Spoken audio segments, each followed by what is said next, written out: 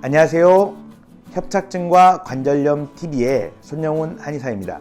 자, 온라인 한의사를 협착증과 무릎관절염 그리고 대퇴골두 무혈성 괴사와 같은 난치성 척추관절 질환에 대한 정보를 좀 더 집중적으로 전달해 드리기 위해서 채널 이름을 바꿨습니다.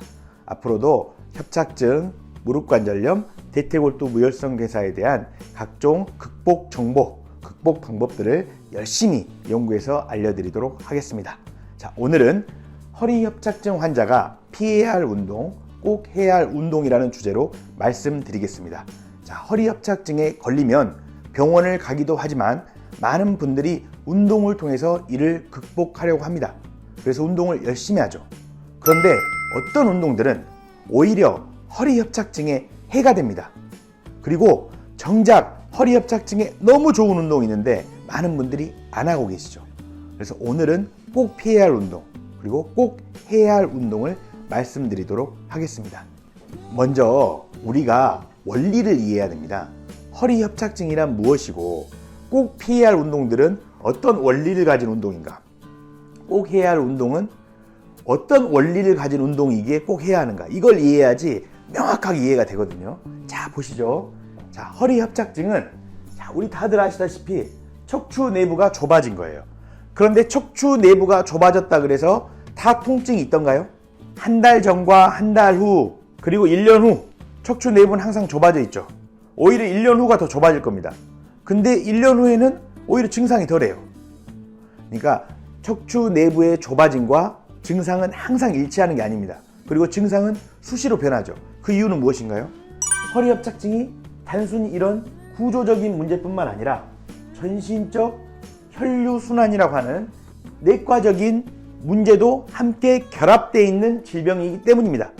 그래서 구조가 나빠도 순환 능력이 좋으면 증상이 덜하고, 구조는 좋은데 순환 능력이 안 좋으면 증상이 심해지는 게 허리협착증이죠. 그런데 우리는 구조만 바라보고 있으니까 허리협착증을 극복할 수 없는 거죠. 자, 그렇다면 피해야 할 운동은 무엇일까요? 피해야 할 운동은 척추 내부를 더욱 좁아지게, 구조를 더욱 안 좋게 만드는 운동들, 이런 운동 피해야 되겠죠. 예. 자, 또 순환을 더욱 안 좋게 만드는 운동이 있다면 피해야 되겠죠. 꼭 해야 할 운동은 무엇일까요? 구조를 좋게 만드는 운동을 해야 돼요. 자, 또 순환을 좋게 만드는 운동은 해야 돼요. 자, 쉽죠? 이렇게 이해하시니까 협착증은 구조와 순환이다. 그래서 운동도 이런 관점에서 생각해야 한다. 자, 척추 내부가 좁아질 때, 즉 구조가 나빠질 때 관여하는 구조물, 해부학적 구조물이 뭐냐?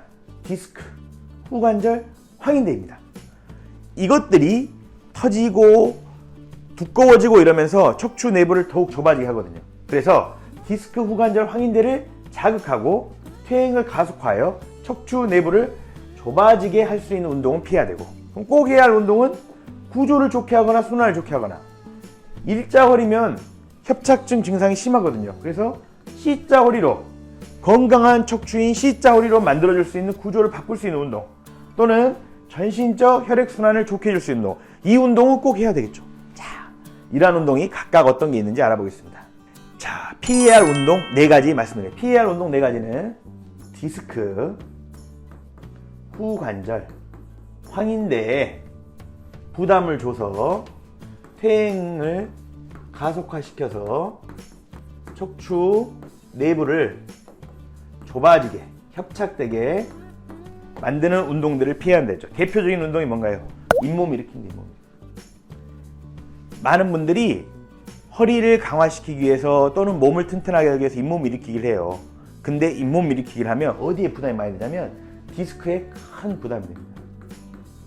또한 디스크 주변에서 척추를 지탱하는 후관절에도 부담이 되죠.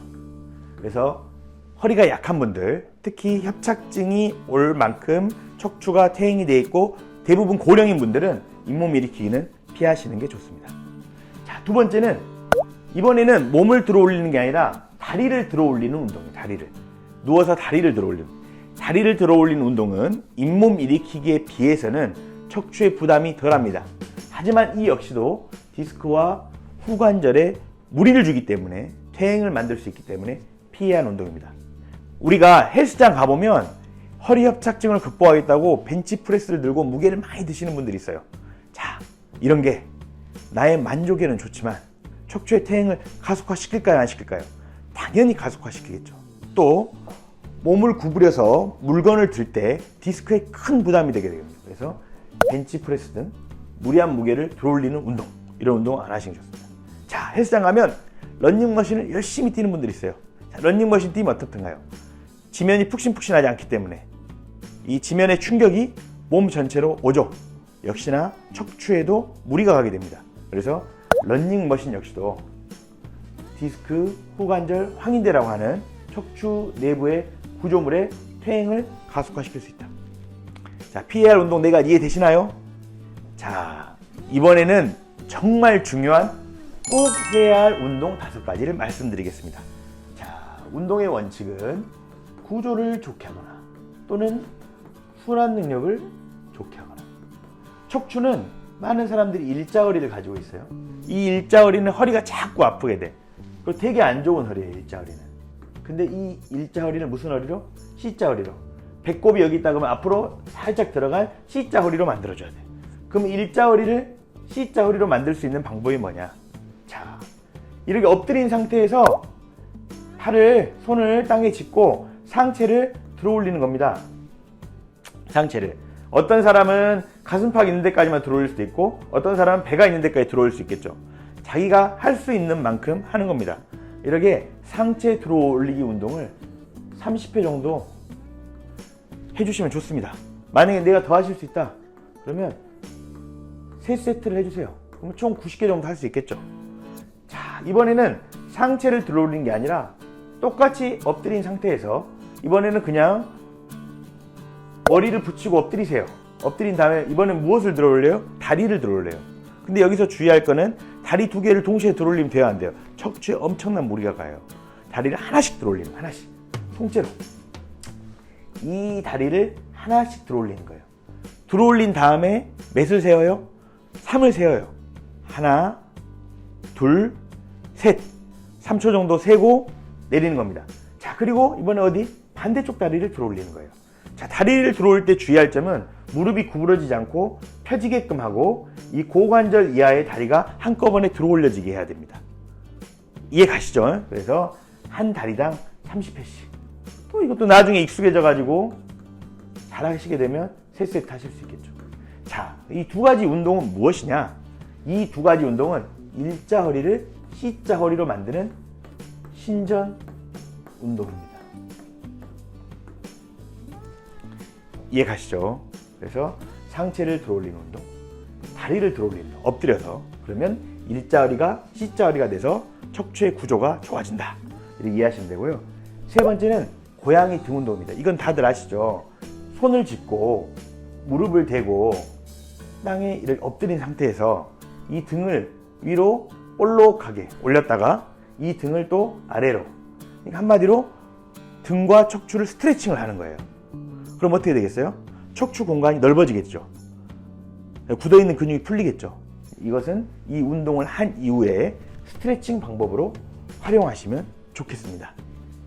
자, 그러면 우리가 방금까지는 뭘 알아봤냐면 구조를 좋게 하는 운동을 알아봤어요. 자, 지금부터는 무슨 운동이에요?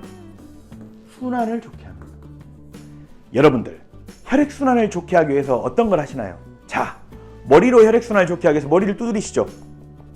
자, 그리고 손으로 혈액순환, 손뼉을 치잖아요. 이런 것들이 다 혈액순환에 좋은 운동입니다. 그런데 허리 협착증은 어디로 혈액순환이 안 되는 거죠? 허리와 다리로, 인체의 하부로, 인체의 아래쪽으로 혈액순환이 안 되는 거예요. 인체의 아래쪽으로 혈액순환이 잘 되게 하는 운동이 뭐가 있을까요? 자, 발끝치기가 있습니다. 발끝치기. 정말 좋은 운동, 정말 좋은 운동. 너무 쉽게 하면서도 정말 좋은 운동. 허리 협착증 환자가 꼭 해야 될 운동. 허리의 구조가 안 좋더라도 발끝치기를 통해서 순환 능력을 높이면 허리 협착증의 증상의 완화를 경험할 수 있는 바로 그 운동, 발끝치기. 자, 발 뒤꿈치는 붙이고 발의 앞을 툭툭 치는 겁니다. 반드시 누워서요. 발 뒤꿈치는 붙이고 발의 앞을 툭툭 쳐요. 근데 여기서 주의할 거는 앞을 툭툭 치려고 하는데 툭툭 쳐지지가 않아. 그냥 잘 안 닿아요. 아무 상관없습니다. 고관절이 굳어 있어서 그러거든요. 발끝치기 신용만 해주시면 돼요. 그러시다 보면 어느 순간 닿게 되고 이 신용만으로도 충분히 혈액순환이 될 수 있습니다. 자, 발끝치기는 언제 하는 게 좋냐? 잠자기 전.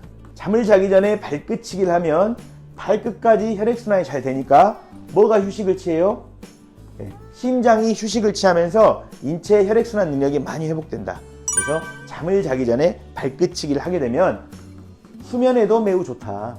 그리고 심장 기능 회복에도 좋다. 이래 따지면 불면증 있는 분들이라든가 고혈압이 있는 분들, 이런 분들 발끝치기 하시면 되게 좋겠죠. 그래서 잠을 자기 전에 해라. 발끝치기는 자, 몇 개부터 하는 게 좋냐? 300개부터 시작하십시오. 발끝치기 300개 이러면 엄청 많은 걸로 생각하시거든요. 근데 발끝치기는 1초에 몇 번 해요? 해보시면 2번 합니다.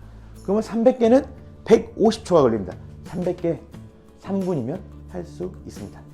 제 환자 중에는 발끝치기를 매일 1000개까지 하시는 분이 있습니다. 이분들이 이야기를 하세요. 아이고, 발끝치기를 했더니 왜 이렇게 몸이 가볍고 증상이 좋아지냐.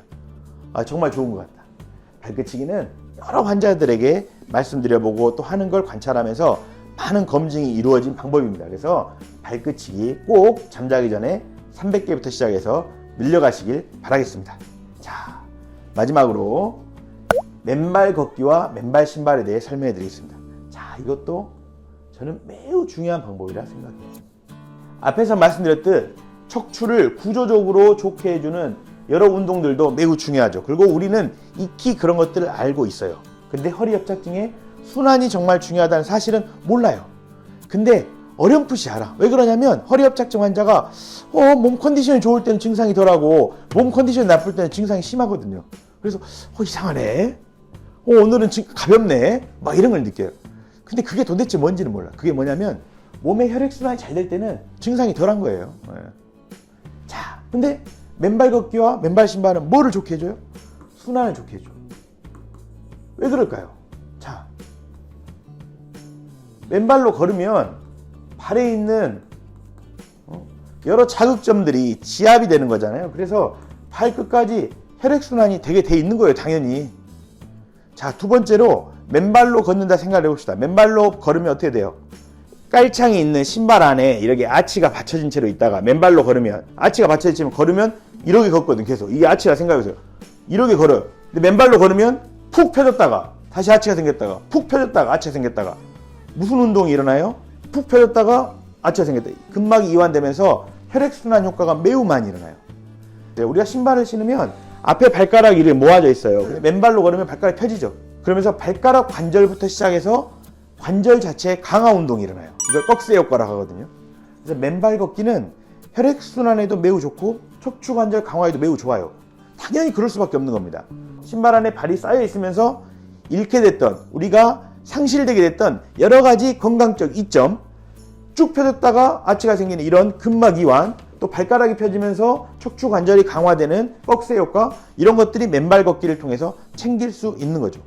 그런데 맨발 걷기를 하려고 하면 맨발 걷기를 할 장소의 문제, 또 기상, 비가 오면 하기 어렵잖아요. 또 추우면 하기 어렵잖아요. 또 남의 시선의 문제, 여러 가지가 있어요. 그러다 보니까 맨발 걷기를 하기가 되게 번거롭습니다. 근데 물론 시간이 있는 분들은 맨발 걷기를 하는 게 제일 좋습니다. 근데 나는 이건 진짜 해야 되는데 맨발로 걷기가 너무 상황이 어렵다. 이런 분들은 맨발 신발을 신으세요. 맨발 신발. 맨발 신발은 보시면 앞에 볼이 넓어요, 이렇게. 그래서 어때요? 발가락이 눌리지가 않아요. 밑창이 얇아요. 그래서 지압되는 효과가 있어요. 또 내치기, 아치가 없이 평평해요. 그러니까 어때요? 신으면 쭉 펴졌다가 올라왔다, 쭉 펴졌다 올라왔다, 이런 근막 이완 효과, 그걸 통한 혈액 펌핑 효과까지 만들어낼 수 있는 게 맨발 신발입니다. 또 여기서 설명하지 않았지만 또 중요한 거 뭐냐면 안에 접지선이 있어요. 그래서 땅과의 접지를 통해서 활성산소, 인체의 노화와 관련된 활성산소도 중화시킬 수 있게끔 설계되어 있어요. 그래서 제가 이 맨발 신발을 사다가 많이 신어봤어요. 발에 각질이 없어지더라고요. 발에 각질이 없어진다는 무슨 말이죠? 발까지 혈액순환이 된단 말이에요. 맨발 신발을 신었을 때나 안 신었을 때 컨디션이 달라지더라. 주변에도 많이 선물했거든요. 많은 사람들이 그 이야기 하시더라고요. 그래서 맨발 걷기를 하되 맨발 걷기 여의치 않으면 맨발 신발을 신어라. 자, 맨발 신발 어디에서 살 수 있냐? 협착증과 관절염 TV뿐만 아니라 여러 가지 만성질환에 대해서 함께 공부하는 의료진들이 모여서 제로 닥터스라고 하는 쇼핑몰을 만들었어요. 거기에 건강에 도움될 만한 제품들만 올려놨어요. 거기 가시면 구입하실 수 있습니다. 자, 오늘은 허리 협착증 환자가 피해야 할 운동, 그리고 꼭 해야 할 운동에 대해서 알아봤습니다. 꼭 해야 할 운동은 일자 허리를 C자 허리로 만드는 구조적 변화를 주는 운동이거나 또는 혈액순환을 시킬 수 있는 운동이라는 거 꼭 기억을 해 주십시오. 또 더 중요한 건 뭡니까? 직접 하는 거죠. 그래서 오늘부터는 발끝치기, 쉽게 할 수 있는 발끝치기부터 맨발 걷기까지 꼭 해보시길 바라겠습니다. 자, 허리 협착증 수술 없이 꼭 극복하도록 합시다. 감사합니다.